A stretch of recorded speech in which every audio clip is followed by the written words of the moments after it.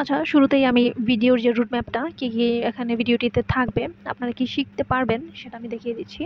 আজকের ক্লাসটা মূলত কোনো নাউন ওয়ার্ডের পরে শেষে আর কি যদি এফ ই দিয়ে শেষ হয়, তখন ওই নাউনটির প্লুরাল রূপ কি হবে।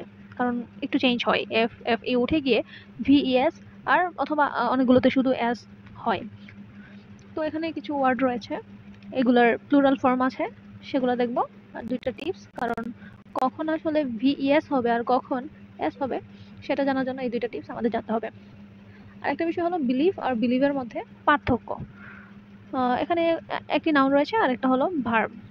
তো এই দুইটা জিনিসকে আমরা হয়তো বা অনেক সময় একটু গুলিয়ে ফেলি, তো সেটা ক্লিয়ার করব।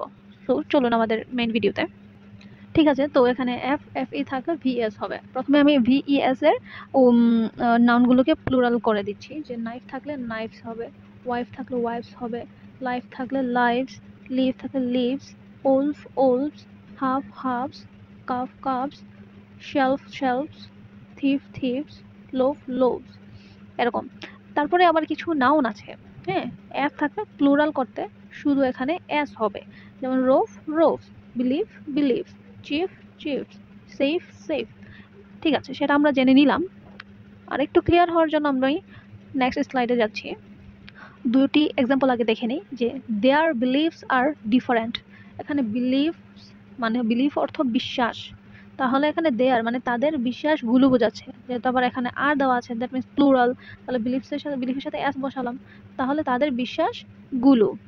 তারপরে বললো যে the chiefs are in a meeting. তো চিফ ছিল, চিফের সাথে এস বসলো, এখানে আর আছে, তা বুঝতেই পারছি এখানে চিফ অর্থ কিন্তু প্রধান। এখানে চিফের সাথে এস বসলো আর তাহলে এখানে প্রধানরা অনেকজনকে বোঝাচ্ছে। তাহলে the chiefs are in a meeting. তাহলে এখন এই যে বিলিভ, বিলিভ অর্থ বিশ্বাস, এটা হলো একটা নাউন।